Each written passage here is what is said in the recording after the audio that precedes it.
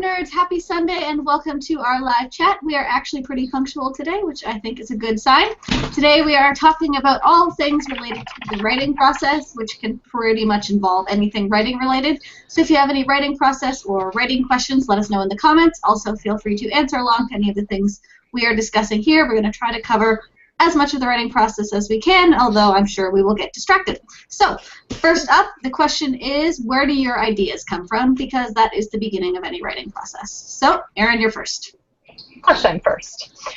I always start stuttering and stammering when someone asks me this because it's so random. Usually I'm inspired from some other art.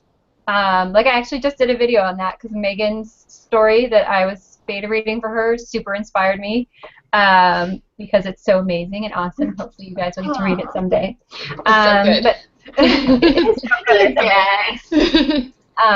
So that was my last piece of inspiration, which I kind of just, but it happens so often that I just write things down and put it aside. But usually it's like a book or a movie or like even like a song, like just sort of triggers just a split second, and it's usually something my mind does, which I call like unpacking. So I'll like take this, like in Megan's story, there's this tiny little mention of a particular room that someone's in, and that triggers something in my brain, and my brain went, oh, let's unpack this idea. And so what happens if this happens in this room, and then this person comes into the room, and then this happens, and then this happens, and this chain reaction. So it's like taking something and then just it spills all over the place and becomes bigger in my brain. So it's usually that's why I read a lot. So that's where. That's a pretty solid answer. Emma, how about you? My brain.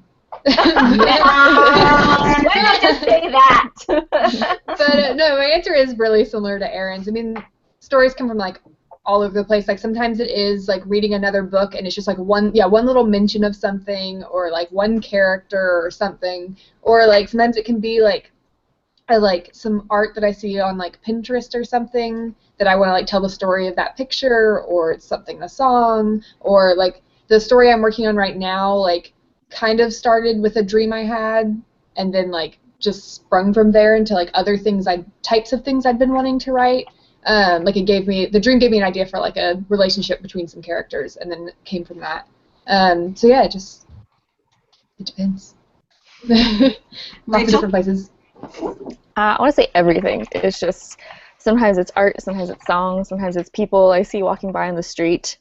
I will say pictures and visual things are usually more for me, so that is other books or, bless Pinterest, any kind of photo that I usually want to write the story behind. But usually it's just noticing little quirks, either be that in a book, like a little something, oh, pumpkin. Sorry, I have a grumpy cat is yelling at me for some food. So, interruption. You go, you have food. Or sometimes it's people that I see walking by that I'm just like, oh, they like walk a certain way, or like, oh, I really like the way that they just noticed something else. Like I have a friend who notices everything, and I really like the way that her brain works. So I'm like, oh, it'd be interesting if the character could think like that. But what if she's an assassin? So I kind of just pull from everywhere. Megan? My ideas also come from Emma's brain. Jack. She plugs into my brain. And yeah, I use like a headphone jack, and it's cool. Totally normal. No, usually my ideas lately, the last few books I've written, they've started with character. So I'll like see a person or a piece of art that makes me think about like, oh, what if there was this character who did that or took this one aspect or was an assassin or whatever.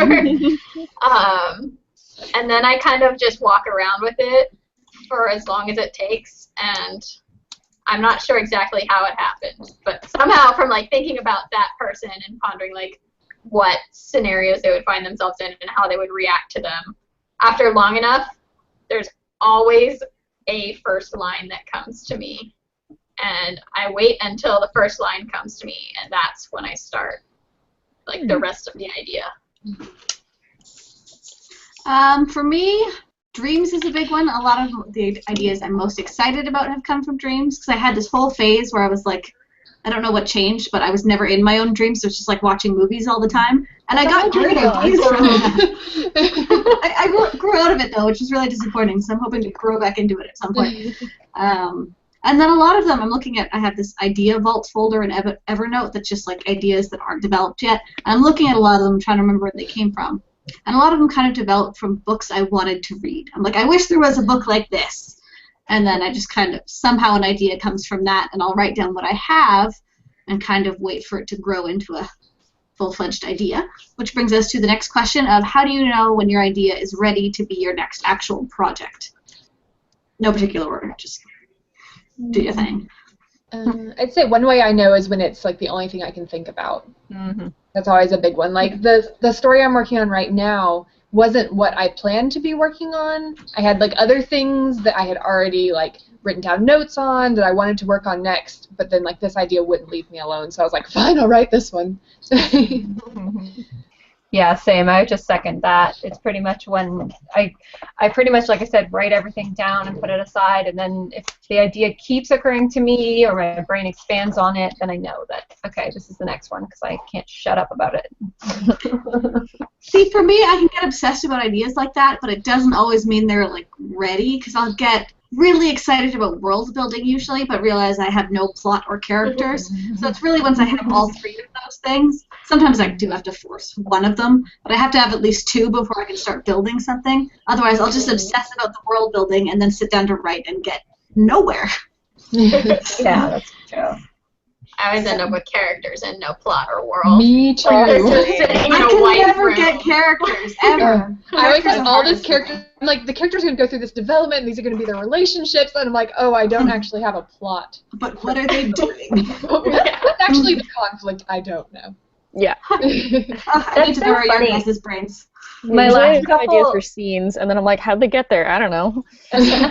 They're here now. They're here now. authors write out of order because of that. Like, they'll Yeah. start with a middle scene. And, like, Yeah. me, I think my ideas come in a lot of the time, they're like concepts almost. I don't know if that makes sense. Like, it's not even a necessarily specific scene or like character or anything like that. It's just like, what if, it's always a what if question. What if this would happen? And all Like the concept you were telling us in writing group about your idea from the room in my book is super cool. I'm really excited about that one. We'll see if that continues to rattle around in my brain or not. Yeah, because I've heard of that concept before that's in your story, and I always thought it was cool. But when I read about it again in your story, something was like, because I think of some comment some character made. And I was like, yeah. Oh my god. Yeah.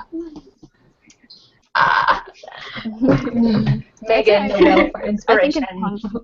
Those are. I think in concepts too, because I'm like, okay, in this world, this thing happens, and these people are in power, and then there's gonna be this uprising, and I'm like, all right, great, and then I'm like, okay, now who's gonna do this stuff? I have to think about that, and I'm like, I got this awesome world, but I have no idea what's gonna happen, or who's gonna be there, or what they're gonna be doing. Ideas are tough. Yeah. And fun. It's probably my favorite part of the process because it's not actual work intensive at all. And it's so always exciting to when get it's that new new idea. and exciting, like, yeah.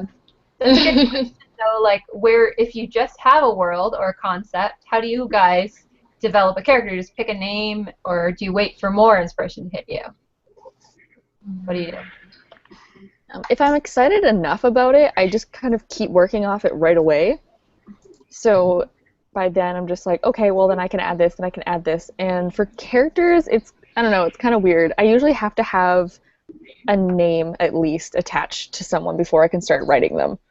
Mm-hmm. And it has to be the right name. Like, I've put off writing people before for like 3 days because I haven't found the right name for them yet. I'm like, oh, I can call them this. And like a couple minutes I'm like, it doesn't fit. Like, I have to find the one that fits, and then I can start writing them.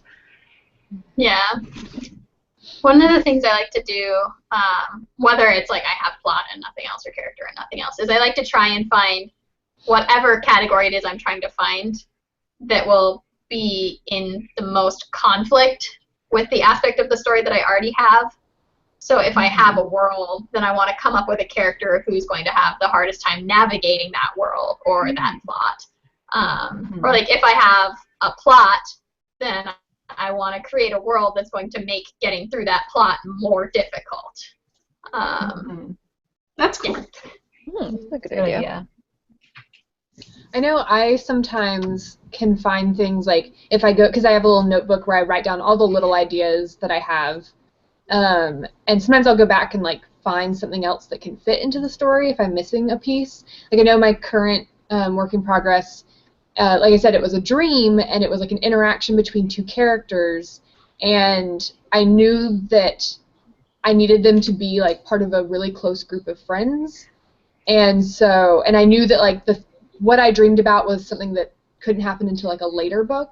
So trying to figure out what could happen in like a first book, I was able to go back through some notes and found like an idea I had like a year ago or something that I hadn't been able to flesh out, and I was like, oh, this would work perfectly for the characters I wanted. So that just reminded me of the craziest writing dream I had actually involved the work that I have been revising and sent to betas and stuff. But I had a dream about two of the characters. The main concept is Dark Prince and the Pauper. So I dreamt about the moment where people switch. And as it was happening, you know how sometimes you can, what's it called, like lucid dreaming, where you suddenly pull away? yeah. And so I like very slowly pulled away, and I was like, this is an awesome story. And then I like dreamt that I was writing it down. And I woke up and was like, where's the notebook? It's only happened once. This might be it for my career. It's this or nothing. Well, I guess that brings us to plotting, which is something I am not qualified to talk about. So, plotting a book. How do you do that?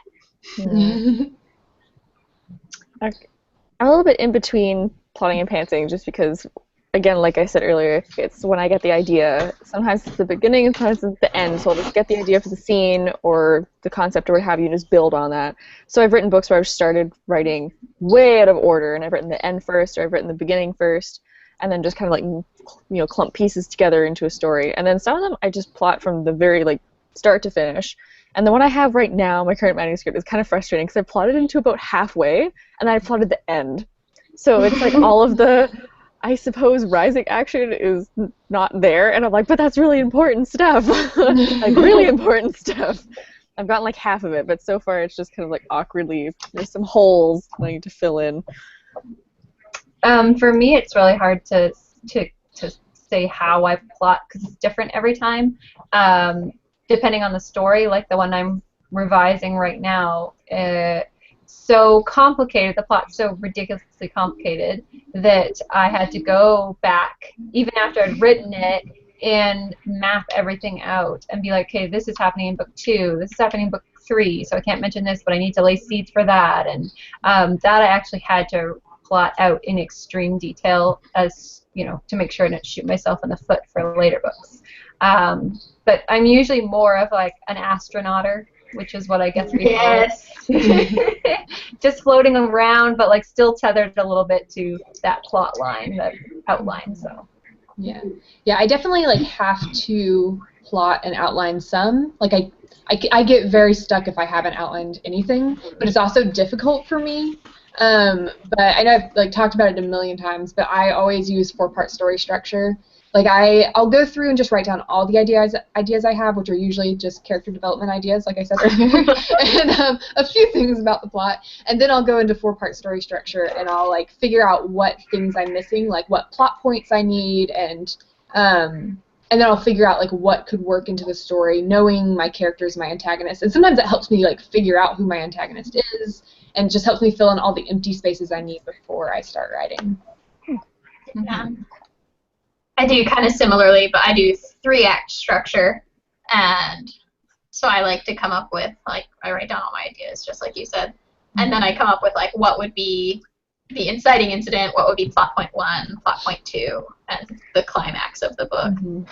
And I try not to plot myself any more than that, now because I used to be such a rigid plotter that it made revisions a nightmare because it just felt so set in stone that I was like, well, this is the story. It can't be anything else. But if I don't plot every single scene, then I feel like I have more freedom to switch things around. Yeah. It's funny that you say that because I did the same thing as you, like very much was like, okay, this is the plot line, this is what I'm following. Like I actually took like the hero's journey, which I still really like, and like followed it literally, piece by piece, and was like, this is how I write a story.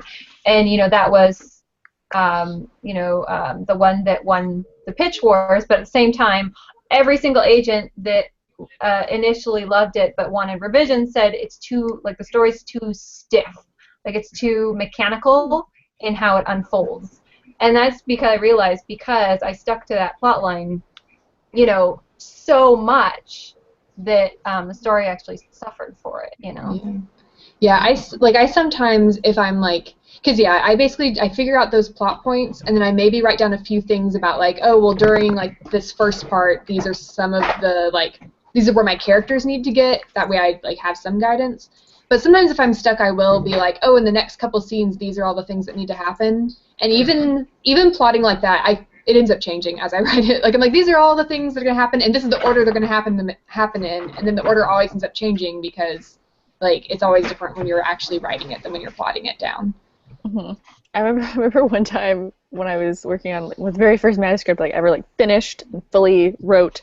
I remember trying to write this one scene, and fellow writers, you understand when I say that the characters are just not having it. Like, I'm trying to make them say things and do things, and they were just not having it. I remember getting all huffy, and I think I was 17 or something at the time. And I walked downstairs, and my dad's just like, hey, so how's your story writing going? And I'm just like, having trouble with these characters. They don't say what I want them to. And he just kind of looked at me like, you can change that, right? I'm like, no, they won't talk to me. They're not doing anything right.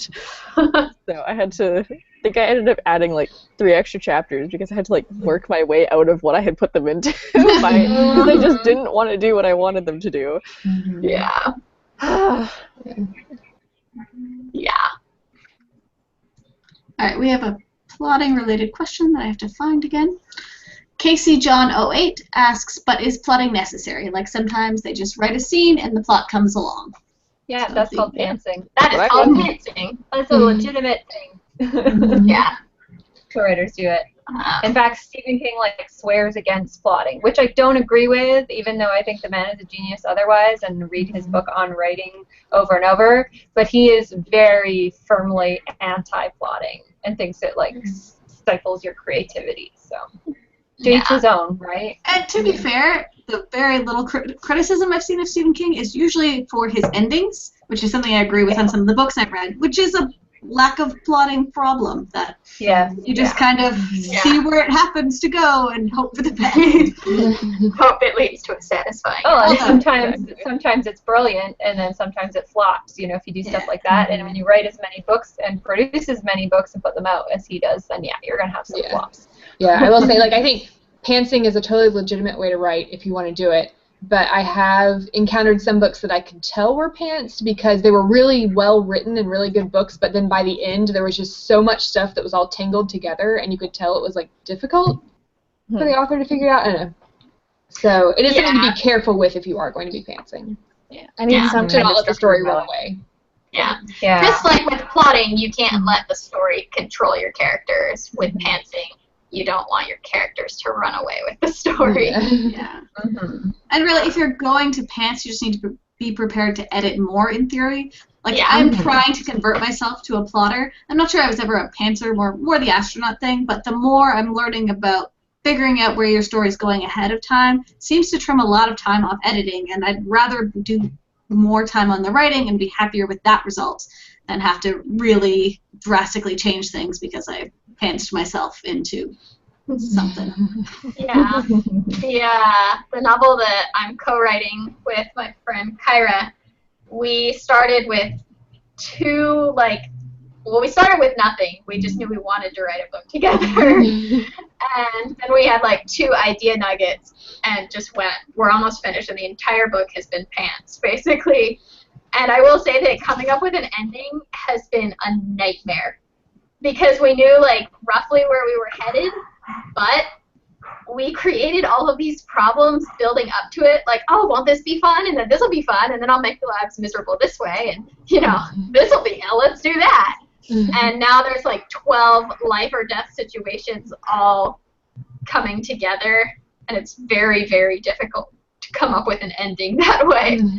So, yeah, maybe if you are fancying, just try and come up with some semblance of where you want to go. It doesn't have to be much, just a little bit, and it makes your life a lot easier. It does. But overall, it's very much a to each their own kind of thing. There's no right way to plot or not plot a book, so Yeah. do what works for you. Yeah. And you may experiment, like I said, almost every time it's different for me. Like, Yeah. you know, just experiment and, you know, see what works for you. Yeah. Have fun. So I guess that brings us to the actual writing of the book. And I had a question to go along with this one as well. From Courtney M. What is the fastest it has ever taken you to write a first draft? Fast is not a word I would ever apply to myself in my writing. I have done one in a month, maybe a little under a month, and that was because an agent requested something that I pitched, and it was only like the first few pages written, which is, I do not ever do that to yourself. It was just incredibly stupid and just, yeah. But anyways, that was rejected, needless to say. That was when I was first starting out, so I blame that. I've written 2 of my novels out of the 6 that I've written. Wow. 2 of them were each in a month during NaNoWriMo. And the first one was the first book I ever wrote, so it's terrible. And who knows what will ever happen with it. But the second one, I actually am very, very glad that I wrote it that quickly because it is probably by far one of the like biggest risks I've taken when writing a book. And so getting it all out that quickly, I didn't have any time to like doubt myself. And it took like a year of revisions. But being able to write the first draft so quickly was very, very helpful for that book. Yeah, I think NaNoWriMo has to be my fastest time as well. Seems like cheating a little bit. It doesn't feel like real writing. It's just sanity. Well, I've never participated in Nano, but I think I plan to in November. I think I'm going to do it. Yeah.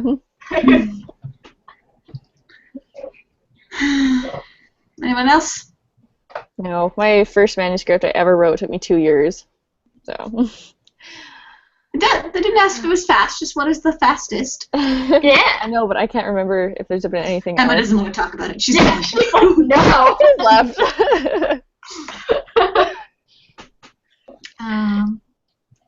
Kenzie asks, do you write multiple books at once? Kind of. I have. occasionally I'm trying to switch less. back and forth. Yeah.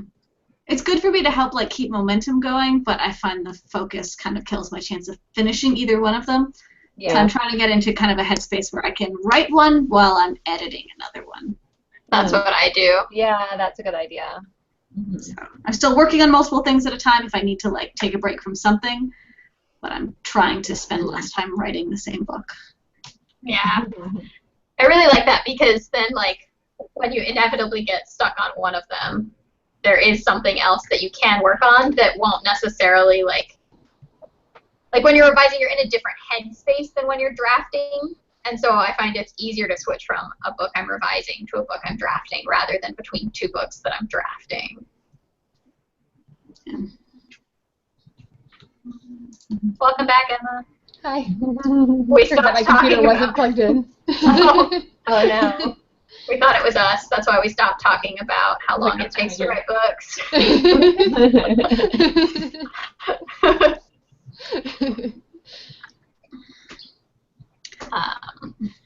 Do you work on multiple projects at one time, Emma? No.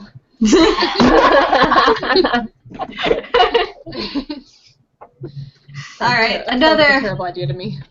hotly contested thing at the WordNerds, which is Rachel already touched on, but writing books out of order. Yay or nay? No. No. So much yay. Sacrilege. I find it odd because when I was younger, I would do that all the time. Like, I never wrote stories start to finish. I would always do it in some kind of order. I mean, in some like out of order. But now, recently, the last maybe 2 years, I always start from the very beginning and right to the end. Like, I'll develop, if I want to have this really good idea for a scene, I'll like make a bunch of notes about it, but I won't write it, and I'll just write start to finish. The only time I kind of make an exception to that is if it's like a romance scene. So I'll be like, oh, I need another romance scene here somewhere, and then I'll just write it like on my off time when I'm not necessarily writing the rest of the story, and then shove it in there. Yeah, I works. took like half a scene before to like move on to the next thing if I just like couldn't figure out how to end the scene or something. Or like one time I really needed to like include this like mythology about the world, and I just like did not feel like coming up with it, and so I was like, I'm just gonna move on to the next part and I'll come back to this when I'm done. And I did. After I finished the whole manuscript, I went back and added that. Because I was like, I'm not doing this right now. No, thank you. Not in the mythology mood. Yeah. Yeah. That But makes other me than think that- of like when you write in books like, write this here. Super cool mythology. Yeah. Star asterisk. Don't forget to put in this thing about that person's mom. And you're like, okay, I'll do that later. Yeah. Cool fight scene here. I do that Yeah. so much. Oh yeah. But just know that if you tweet about that sort of thing and then I read your book, I will remember because Megan did it. And then when I read it, I was like, this is the part where she didn't know what to put. I was like, this is a super cool incantation here. It was literally the last day that I revised that book. I was done with everything else, and then I had to come up with an incantation still. And it was awful. And I was like, I know your secrets. Yeah. The worst part is I have to cut all of that now in revision. Oh, man. You didn't need to agonize over it. No. No. Well, I appreciated it when I read it. Thanks. I'm glad it was Thanks. completed. I will always know how It great that fit part very was. well for those revisions. And now I have new revisions. We'll talk about revisions later. And then I'll gripe Oh, yeah. about it. In the happy kind of way, though. Like the, oh, writing is so hard. Don't you hate it? Where's my notebook? We have a question that I kind of want the answer to. Taking it a little bit back closer to plotting. No longer using this account. Asked any, or no, sorry. There it is. Seems Kiss to my me like sass. you're using that account. Yeah. We'll come back to that question for revisions. But Kiss My Sass asked, do you have any tips or guidelines when you're planning and writing a series? Which planning for a series is the bane of my existence. And so I really want to know how you guys do it. It's terrible, but I always do it. I've always only ever written standalones because I do not know how. But now this new manuscript I'm going is going to be at least a duology. I'm debating making it a trilogy. So it's like you have to have one overarching arc, and you can have like 3 little arcs in between. But it's hard figuring out like where to end the huge one. Yeah, I almost always when I'm outlining or plotting or even just writing down ideas, I'm always coming up with ideas for like later books too. It's a terrible problem, honestly. Like I'm always like I need to plot out this one, and I'm like, oh, but in the next one, this thing could happen. What a burden! My life is so hard. Oh It's very hard to no! plot the book I'm actually working on. But yeah, I always make sure any ideas I have about what could happen later, I always write it down because I will forget about it. But like I also would say like don't stress about it too much. Because particularly if you're going to be like traditionally publishing, you're not going to be writing that second book till after like you've sold the first book. So like focus on the first book. But if you know you want it to be a series, like do be thinking about just the big overarching plot and like where the story needs to be at the end of this book so that it can continue the story. I would always leave some room, even if you have a standalone. Yeah, like Emma said, it's good to like think of things like, oh, I could, use this for her brother for the book 2 or whatever, you know. Because like even if you meant your book to be a standalone, sometimes the publisher wants another one, and then Usually you they have want to another scramble one. for ideas. Yeah. Yeah. So it totally, yeah. Well, that's the other thing. It totally depends if your book is kind of a standalone with series potential, or it's like this is definitely a part of a series, and questions that need to be answered in book 1 are not answered till book 2. You know, then you need to take notes and make sure that you've got continuity and you know. Particularly in revisions, make sure that's happening. Like I wouldn't worry about it too much in a first book. Oh yeah. And I would say too, particularly if you are a debut author looking to traditionally publish, make sure when you write this first book, like it's cool if you have all these plans for books 2 and 3 and 7 and 8 and 10. Like keep all those, that's amazing, but make sure your book 1 has a satisfying conclusion to it. Yeah. Because oftentimes people will buy your book or take on your book as a client as like a standalone with a series potential. And so you want to make sure that like until you've already got a book out there, you're not trying to sell a book with this crazy cliffhanger ending, you know? Yeah, definitely. Yep. No, and the fact that they don't want you to have written books 2 and 3 because the publisher might, you know, come and say, oh, well, we wanted something completely different for book 2. Yeah. Well, and like as we will probably talk about in revisions, like even Megan's first book, she's currently completely rewriting a first book in a series. So if she'd already written the second book, like that would have been a huge waste of time, you know. Yeah. Definitely just keep notes on what you want to do and know what you would want to do as a big overarching plot so that you can make sure that you do include the little things that you will need if it does go on to be a series. Because you don't want to get to book 2 and be like, oh, I should have hinted at all these things that I didn't hint at. So, courtesy of foreshadowing. Yes. Yeah. I usually I write down like what the main conflict of future books would be, so that I can make sure those little elements are there in the first one. How long? I want to know how long do y'all's books typically end up being? Like your first draft, not after revisions. Mine are not very long. Let me look how long my last one was. One moment. Mine's 70,000, but it's a young adult science fiction, so I'm gonna be aiming for more like 90,000 because I need to flesh out a bunch of stuff. Yeah.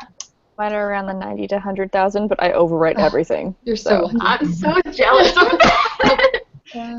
To be fair, I have like so many words, but I only have like 2 scenes. So The struggle really is my real problem. no I have matter like 2 scenes that take like forever, and that's why I have so many words. Yeah, I definitely I always know going into it that I'm gonna have to add later. It's just a given. Yeah. I think my most recent one ended at 68,000, and that was the longest first draft I've ever had. Yeah. I was sad that it was so close to 70K and I didn't break it, but yeah. I think the one I finished this summer was like 60 something, but I'm waiting for it all to load so I can check. One moment. I know it's like 100 something pages. I know that much. Someone asked me that the other day, they're like, how many pages in Word should a book be? And I'm like, I don't know. many.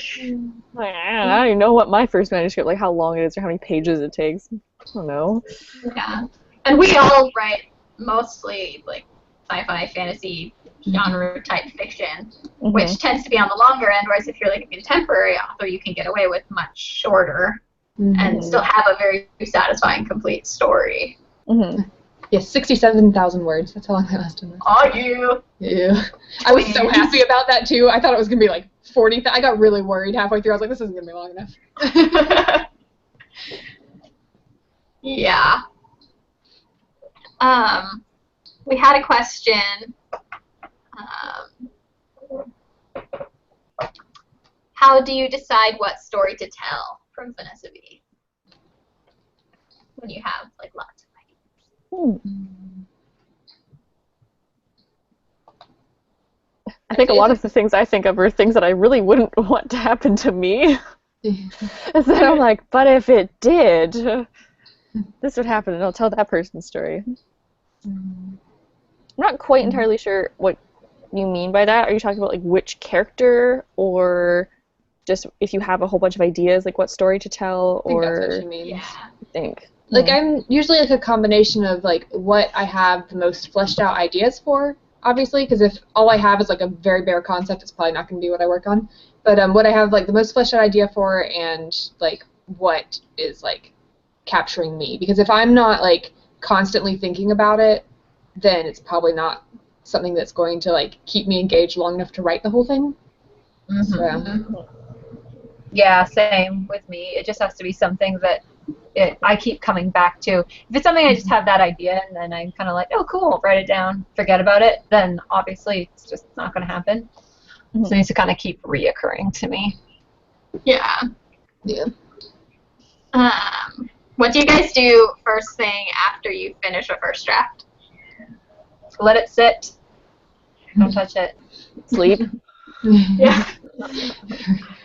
I always go to Taco Bell every single time. Tradition, is it? Traditional tacos? Yeah. Nice. First I was draft so taco. happy to find out that like Taco Bell's like bean burritos and stuff are vegetarian. I was like, in this world, I can still eat Taco Bell. You could. There's this place that if you guys ever come to Vancouver, we need to take you to. It's called Chronic Taco. Yeah. Oh my And god. it I always is make fun of that place when I drive by. really That's so appetizing. so good. Oh my god. And they have gluten-free stuff, they have vegetarian stuff, and you can pick and choose, and oh my gosh, it's just so good. And I always get the chicken or pulled pork ones, and they're absolutely delicious. We definitely, yes, you guys need to come to Vancouver for Chronic Taco. Just for that. Just for that. I'll be there Get on a tomorrow. plane. Getting on a plane Eat tonight. these tacos. You're gonna pick me up from the airport, we're gonna go to Chronic Taco. About the I usually, once I finish it, I've been wanting to work on a new story for so long. By the time I finish that first draft, that I usually am able to put it aside for like a month or two and start on something new, because I'm usually by then sort of chomping at the bit, figuratively speaking, to get started on something new. Yeah. After your first drafts, do you guys send them out to any readers, or do you do a round of revisions first? Revisions no one first. wants to read that. No one one needs needs to to read read the that. first draft. It's like an epic mess. Today I was writing and I was like, this is just so terrible, but I have to get through this part. It's so bad. No. Yeah. No, my first draft has all those shouty like caps lock on. That's like, put in cool here. Like it would be like it would be bad. Yeah. It's been a while, but we do kind of have like an alpha reader situation with our writing group, where like we never give anyone a full first draft, but we do share every now and then like a chapter of what we're working on. Yeah. I'd say definitely, like, if you have, like, a good writing group or good critique partners or something, you can totally do it, like, with the understanding that, like, this is a really rough draft, just to get an idea of, like, if what you're working on is a good idea. Because sometimes it's really easy to be blinded by, like, I love this so much. And people are like, Or, like, where it's going. Honey. Like, with our writing groups, we tend to, like, brainstorm with each other, like, oh, I don't know what's happening next, and then you can throw out ideas, or like, oh, this character's motivation seems off, or I don't know, like having direct feedback while you're writing is good if it's the right people giving that. And I would never just send out the entire first draft to be like, read this whole terrible thing at once. Mostly because I don't want that to be anyone's first impression of the book either. But, like, I think, like, scenes or chapters at a time can totally work for that. Yeah. First draft. Excuse me. You know, it's a little past 8. It's super late. Past your bedtime. Yeah. How long do you usually give yourselves between finishing the first draft and starting revisions on the next thing?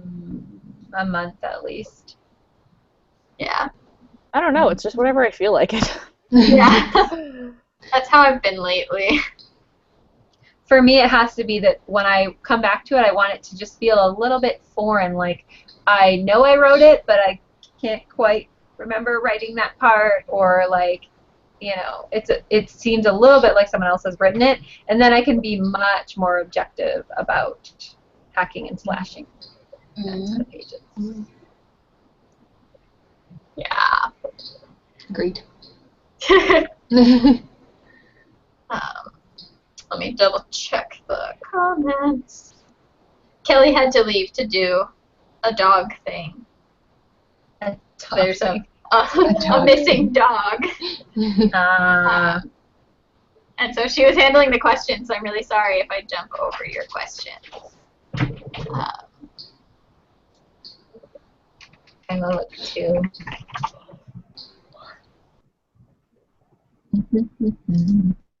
Question about revisions. Does anyone revise while they write at all, or do you all wait until completely done? I know Megan does not even. Megan doesn't even look at what she's written until she's finished the whole thing. So. I don't need to know. I'll never finish if I know. Yeah, the only time I get back into the story is when I'm in the morning when I sit down at my computer. I will read the first couple paragraphs or the last couple paragraphs I've written, and like if I see a typo, I'll fix it, but that's it. And then that's only to get me back into the flow of the story. Yeah, I same. do not edit while I'm writing, because then I will never get anything done. My secret is that I do a little bit of revising while I write.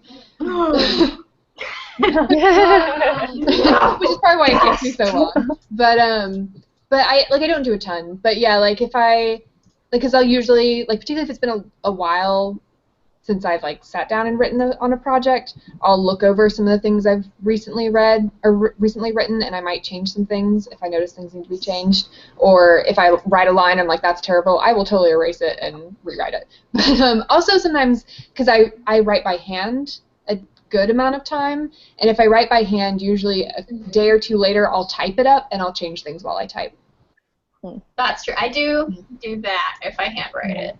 Yeah. I also occasionally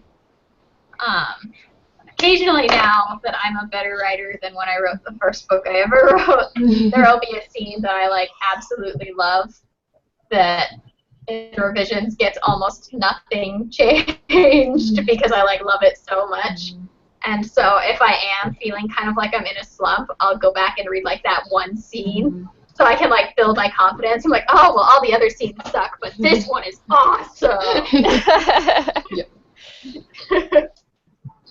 Welcome back, Kelly. Hi, I Kelly. have no idea what I missed. So Everything. Everything. We're talking about revisions right now, and if you revise at all while you're drafting, or if you don't touch it at all till you finished. Dog. Is it a dog? Two dogs. Dogs. I tend to revise a little as I go. Yeah. Gasp again. At one point in my last manuscript, I had been away from it for so long, I had taken a big break and worked on something else, and when I came back to it, there was something that I had decided to change, and I actually went through it and changed it because it was bothering me so badly that I was like, I can't just change halfway through, so I had to go back and fix. It was something really small, I changed where they were traveling to or something. I don't even remember what it was, but I had to go back and fix that one little tiny subplot because it would have bothered me.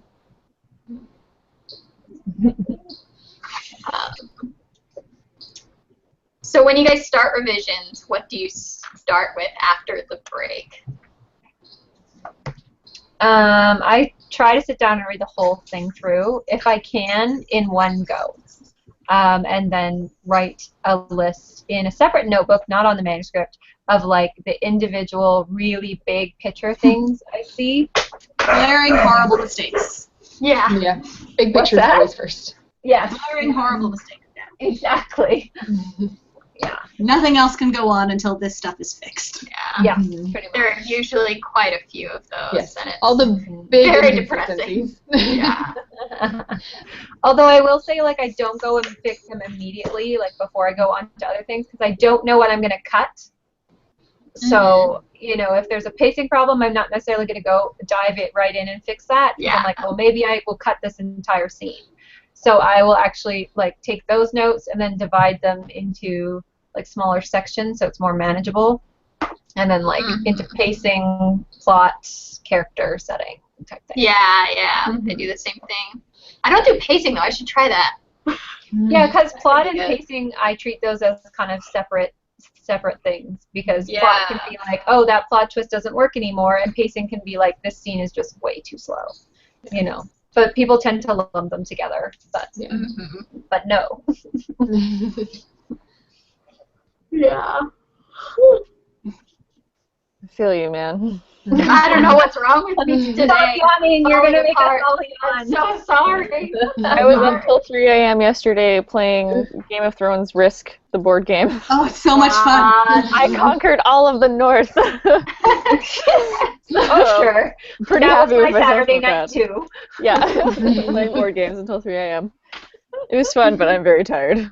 But at least I conquered the North, and I did it as the Targaryen army, so. Sure. I was watching that show Stranger Than Fiction. Have you guys ever seen that before with Will Ferrell in it? Yes. Oh my god, yeah, I love yeah, it. Watch that. It's a show about, it's a movie about a guy who starts, like, he's brushing his teeth and someone starts narrating him and he thinks he's going crazy. But he, like, makes it his mission. He, like, tracks down this literature professor, and they try to figure out what type of story he's in. Is it a comedy or a tragedy? It's so good. It's so good. And then, and then I brought you flowers. Oh, I love it so much. And then they find out, like, who the author is, and, like, because initially the narrator's like, that was the day Harold Crick was going to die. And he was like, what? Excuse me? Who's talking? Yeah. And Emma Thompson is the writer, and it's great. Yes. It's so good. I would let Emma Thompson kill me off if I was a character in one of her books. Worth So if it. you haven't seen Stranger Than Fiction, people who are watching, you should watch it. It's amazing. Absolutely. Yes. It's amazing. Yeah, so that's why I was up till 2. I wasn't conquering the North, but it was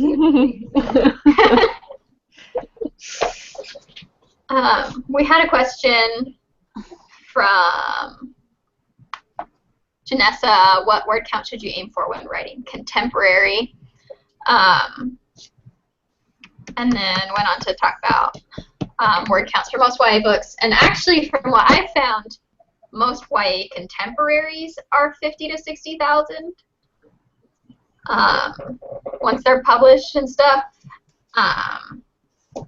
And so that's usually like an okay thing to aim for. Fantasies and other non-contemporary novels are actually usually much closer to between like 70 and 90K. Mm-hmm. Yes. I have nothing to add, just yes. Megan is correct. Thanks. I love it when people tell me I'm correct.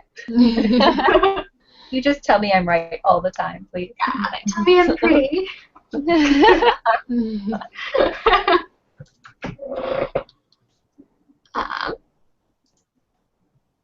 Kelly. I don't know what I missed. So, like, are there other questions we haven't covered, or those are all good? Yeah, we're doing pretty okay on the question front. We just barely started talking about revisions when you got here. So if you had any directions you wanted to go with revisions. All right. I guess when it comes to revisions, how much is too much? How do you know when to say, okay, this is enough? Good question. When I am sick of it. When I'm absolutely sick of reorganizing things. Yeah, I don't really have an answer for this. It's hard. I feel like I get to the point where I'm sick of it before I'm actually done. So I can't rely on myself for that. Because I know I'll be like, I'm so sick of this, but I still have huge plot holes I need to build. So I don't know. I usually give myself like, okay, I need to at least do 4 drafts, like a draft for these 4 separate big things type of thing. And then, too much more than that is probably overkill. I think also sometimes when I start doubting myself, because I've had a couple of short stories that I've redrafted like 4 times, and at some point I'm just like, why am I even doing this anymore? This is worthless. I liked my revision like 5 revisions ago. I should have just kept that. And so I just kind of, I'm like, all right, that's the it, I'm worst, done. when you're like, am I making it worse now? When I feel like I'm making it worse, I stop. Then I'm like, okay, you are done. You are cut off. Usually I feel like I have 2 rounds of beta readers. Like I do it as best as I can, and then I send it to beta readers, and then I revise based on those beta readers, and then I'll send it to like 2 more and see if they have anything else to say. And then usually by that time I'm like, okay, it's been through a lot of revisions, and it's probably time to stop. Yeah. Yeah. Before beta readers, I do like 1 round where I address all of the like plot, character, setting, pacing, other like all the big picture problems, and I do 1 go through after that for like sentence level stuff, and then after that I send it to beta readers, and I'm trying really hard not to rush it, because in the past I send it to beta readers and then I revise it once and I'm like, it's time, baby, let's query this thing. So this time I'm trying to do like I was 1 round so of betas guilty of that. Repeatedly. Yeah. So I'm like, it's querying, so excited. Just 1 round is fine, and then I can send it out to all my favorite agents. No, Yeah. you can't. Yeah. Stop. And then when they reject it, you can't send it to them again after you Yeah, send it. that's why Exactly. Yeah. This is a terrible way of querying. Yeah. Yeah, beta readers was kind of where I was headed next. So. Yeah. Up next. Beta readers are the best. Yeah, 'cause They catch eventually you all have to problems. let your story out into the world, but doing it beta readers feels like this nice baby step where like if it's awful, just those first couple of people, only they will know about it. And at least they didn't pay money for it. And they expect it to be semi-awful, so it's Yeah. Do you usually tell your beta readers to look for something specific, or just let them jump in and read blind? read blind. I don't want them to be like, I don't want them to be influenced by anything before they go into it. I know some people will use beta readers at a different stage where they're, okay, we're looking at plot stuff right now and how much you like my characters.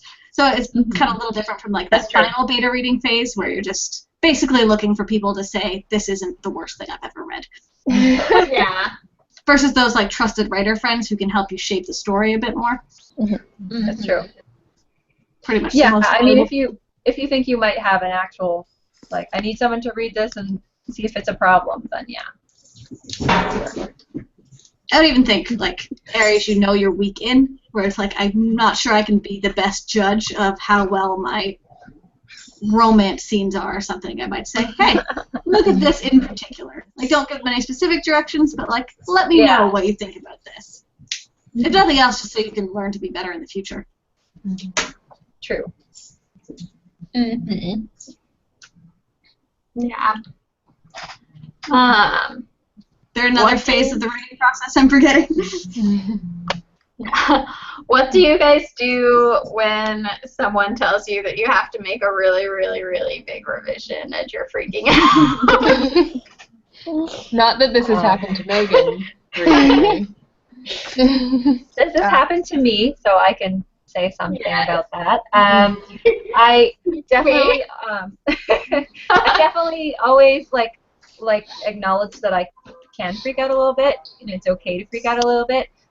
So I would always read the email over a couple times and then let it sit for a little while, and then I would print it. Well, I didn't print it off, but I basically copied and pasted exactly what the agent had sent me, and then broke it down into little like bite-sized digestible pieces so it wasn't freaking me out as much anymore.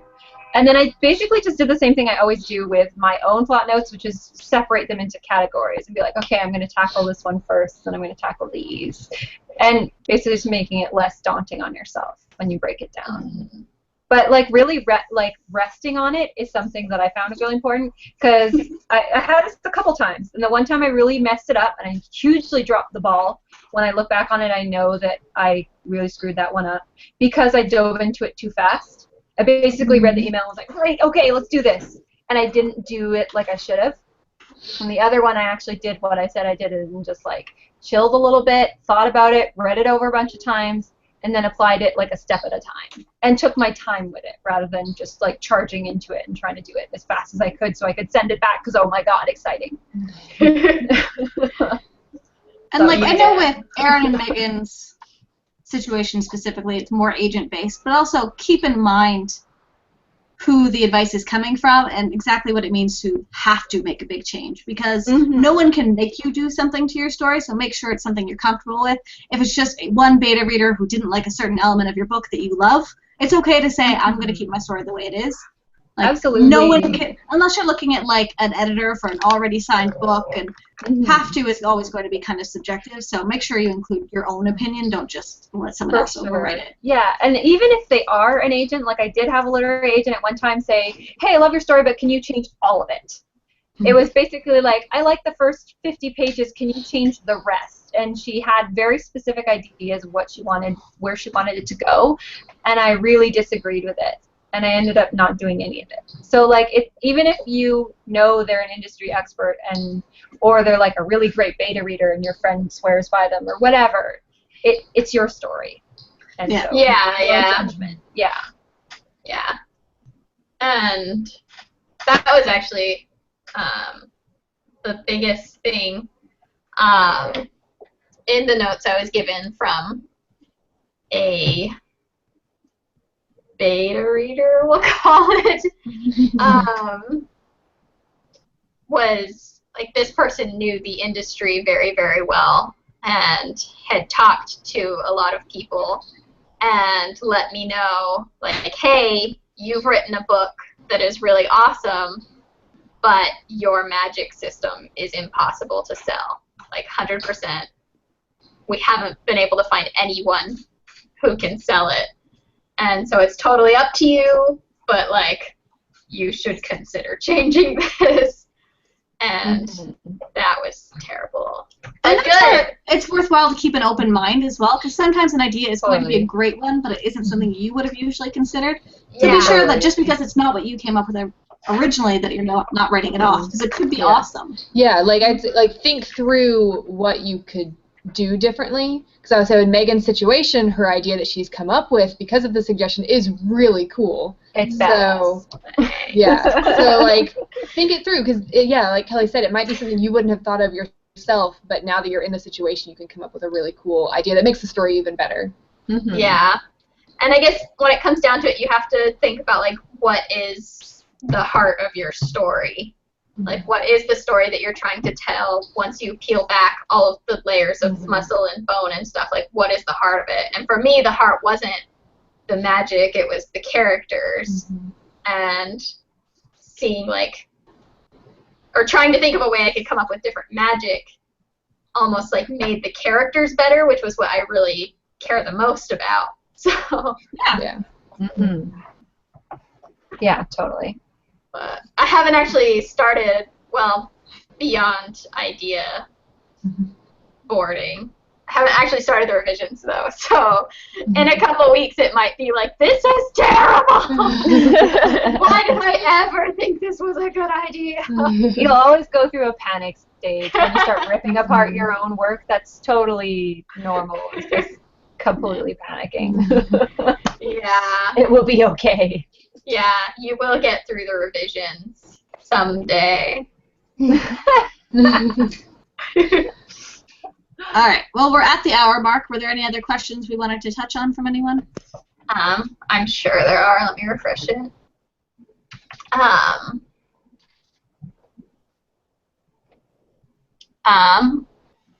We've got, are you allowed to say what was unsellable about your magic system? Probably, yeah. Yeah. Zombies / undead / necromancy. It was just the zombies in, like, necromancy's so cool, like, that sounds creepy. But it feeds right into zombies, but it's still such a classic high fantasy thing. You could probably get away with it in, like, certain aspects of it. But the zombies, it's a smaller part of a bigger Yeah. The actual, like, raising dead bodies. A whole undead army. Yeah, and then having them be shuffling around. Yeah, that's zombies. So and that was a pretty big part of my story, and so, but because hopefully zombies are dead. But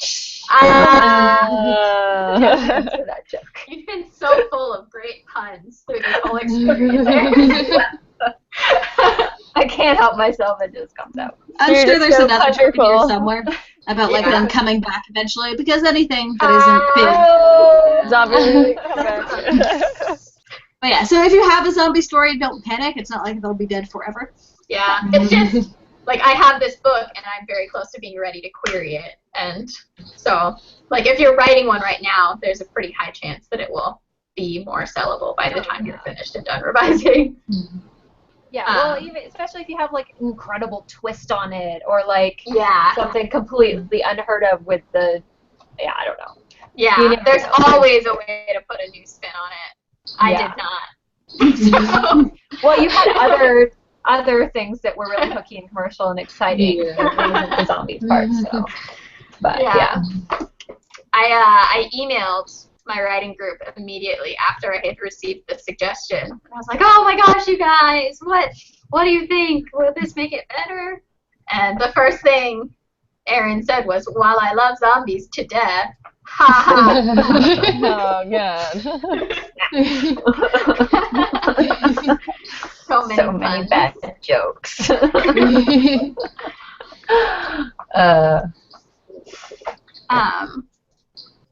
We've got another question from Die Facing Our Foes. Are you guys able to change the names of your characters partway through writing a story? I sometimes want to change a name because I dislike the original or think another will work better, but the first name is already firmly established in my mind, and I'll never be able to think of them as anything else. I have before, but Yeah, it's I not don't- easy I to do. No, I never had that emotional connection that you have with not being able to refer to them as anything else ever. More like a low-key scale, but it is kind of hard. Yeah. I usually just wait till the end, and then I find and replace it all. That way I don't have to think of them as anyone else for a while. I've changed spellings before, which can be very confusing. Because then you just end up spelling their name different ways all the way throughout. Yeah, I definitely done that to myself before, where I change a name partway through, and then I kind of forget about it.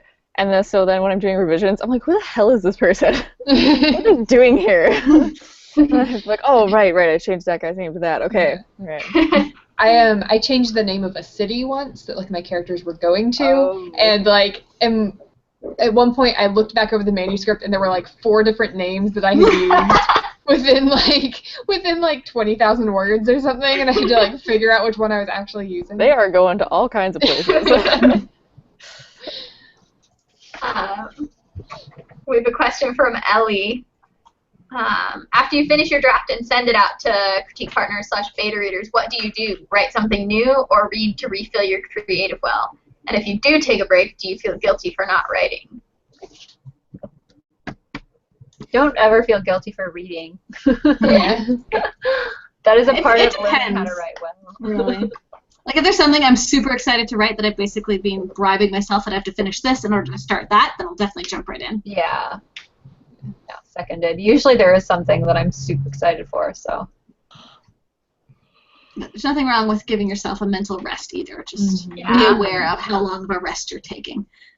Yeah. I think I usually go through like an insane reading like stage. Like I'll read like 7 books and then it's like, okay, time to go back to work.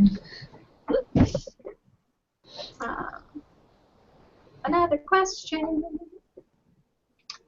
From Caitlin, what do you guys suggest when you're in a writing slump during the outlining phase? Like a slump while you're outlining, an outlining slump? Or like an actual... I don't have those because I get so excited about I'm so excited to outline. My Yeah, flip maybe- them while I'm actually drafting. Yeah, exactly. Try to figure out why you're not excited to outline this, because if it's hinting at an issue with the story, it's better to be aware now that if you're not excited to figure out what happens, find out why. It depends if you mean slump by like you're in a slump and you're not excited, in which case, yeah, Kelly's right. You need to like figure out what's going on. Maybe you don't want to write this one. Maybe you should write something else. Or like, do you mean you get stuck? So that's a whole different thing. But yeah. definitely never slumped while doing an actual outline. It's always when I'm drafting or revising. I say if I have had any sort of slump while outlining, it's been that I've like sat down to outline something, and yeah, like Erin was just saying, I've realized that it wasn't what I wanted to be outlining and what I wanted to be working on, so it didn't last very long. Yeah.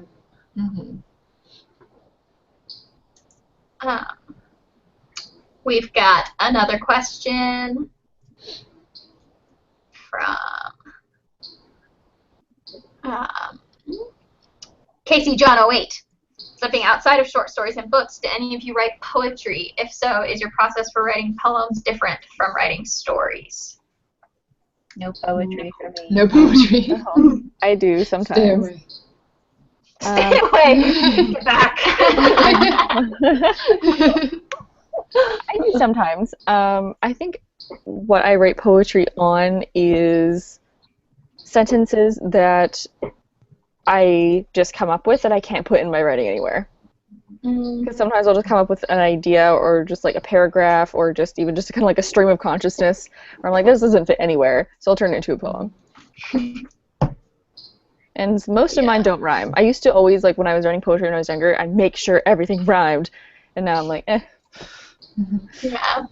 But I also have a lot of friends who write poetry, so it's kind of like I can see theirs and they see mine, and then I'm just kind of like used to seeing it. Or they talk to me about how they outline stuff. Do you outline poetry? Well, I just mean like how they set up their poems. If they're like writing in a certain style, or what they write about, or like what have you. I was like, how does this work? I have a sonnet which is 14 lines long with a rhyming quatrain at the end. I mean, I guess if you've got an entire sonnet, then maybe you can outline it. It's pretty long. Yeah. I've been reading a lot of Tyler, not Gregson, I think his name is. He does that typewriter series of poetry. Yeah. And I love those. They're like some of my favorites, I think. And that's made me wish I could write poetry a little bit more. But I've still only tried it a couple times when I was feeling really feelsy. And I will probably not show them to anyone. It's like every time I've ever like tried to write poetry or had to write do it for like a writing class or something, I've always looked back over it and been like, this is stupid. I sound stupid. I love the idea of being able to write beautiful poetry though, and I know to do it you have to practice. Yeah. As is the case with all writing. But I don't love it enough to practice it. I think what I found out is that, like, in my own writing, I'm very, it's metaphors and similes, and let's do lots of imagery, and let's do all these, like, fancy words and sentences and all this jazz. And poetry is more, like, I want to strip it down a little bit more. So it's like, simpler, like, basics of what I'm trying to get across, instead of just like, and then there's these beautiful things that flow here, and all this extra words, and let's put in, like, 8 adjectives, and poetry for me is just kind of like, here's 5 lines, and I don't need to make it a whole story. We've got another question from Tammy. I'm on my 4th edit and still no closer to line edits. Too busy deepening the character's plot and magic system. At what point do you reach the grammar/punctuation edit phase? The wonders of self-publishing, I pay someone to do that, because I hate that part.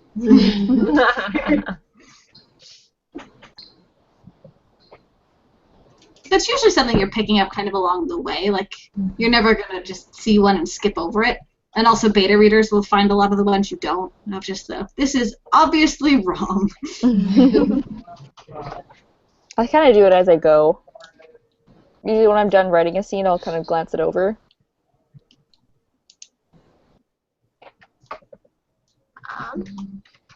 We've got a couple more questions. Thank you so much for all of your questions today, guys. It is always amazing to have people giving us conversation. We have a question from Amani.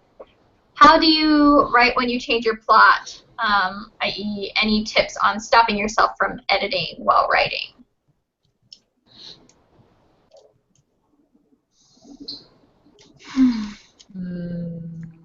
just don't look at the stuff you've previously written. I just have that kind of rule where I'm just allowed looking at the last paragraph to get me back into it. I don't reread anything else. Yeah. And embrace the fact that it's not going to be perfect while you're drafting, because otherwise you'll constantly need to go back and fix things. So focus on getting it done first.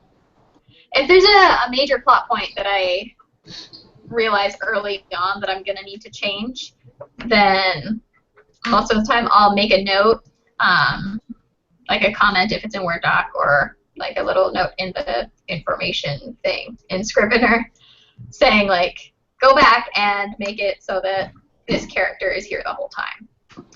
And then from that point on, I just write it like I've already written that character everywhere before.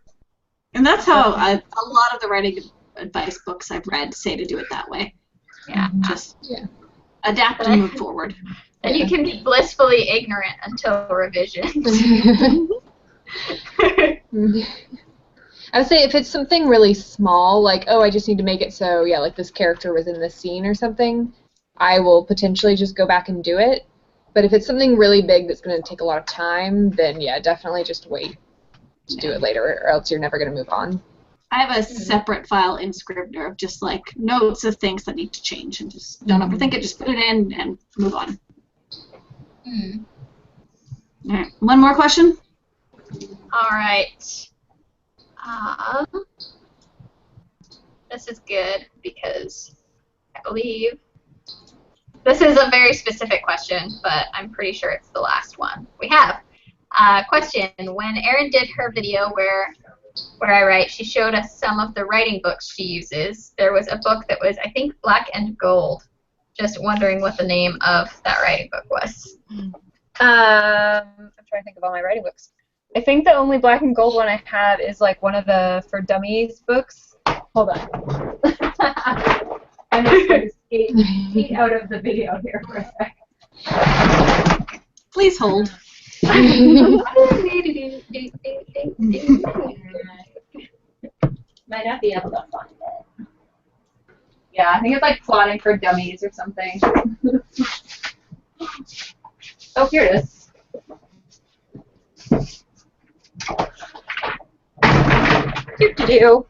This one, maybe? That's the only one I can think of that is gold. Writing Fiction for Dummies. This one. It has like lots of charts and little notes in the side and like actually some pictures. Pretty awesome. Yeah. So yeah, if that's not it, you can message me and I'll try to find my other one that's golden. I don't know. We're calling that a wrap? Yeah, we've gone over an hour. Oh, yeah. Again, thank you guys for your questions. This was a lot of fun. I'm sure we will do something else writing related for one of our chats in the future. In the meantime, next week is Carry On. Oh, no. It's over on my bookshelf. I've read 2 chapters. I have it from the library. It's so big. Go. It's a pretty fast read. I It read like looked 2 massive. chapters of it, but it was literally right after I read The Cursed Child, so I was still in like Harry Potter mode, and I was like, I can't read this right after a Harry Potter book, so I had to put it down. I'm scared to read it because I kind of skimmed all the parts in Fangirl because I was like, whatever, give me back the cat and Levi. For real. Well, you've had 8 months' notice. Get it Yeah. done. I know. I had so much time to prepare and I didn't. You're gonna love it, I promise. Okay. I already read it, but I might reread it anyway. Kelly will not make that promise to us. And I won't be here next week to defend my position. Yeah. You would have been our Controversy. Simon Cowell. So you guys can fangirl about it to your heart's content. I'll be very skeptical when I read it then, for you. Yeah, I do. I I already appreciate that. skeptical going into it, so we'll see. It'll be interesting to see your guys' opinion. I'm sure Desiree will have opinions as well. So. Yeah. Yeah. All right, guys. Well, thank you so much for watching. That is it for us tonight, but we will be back with videos all this next week, and of course our live chat next Sunday talking about Carry On. Thanks so much for watching, and we will see you next time. Bye. Bye.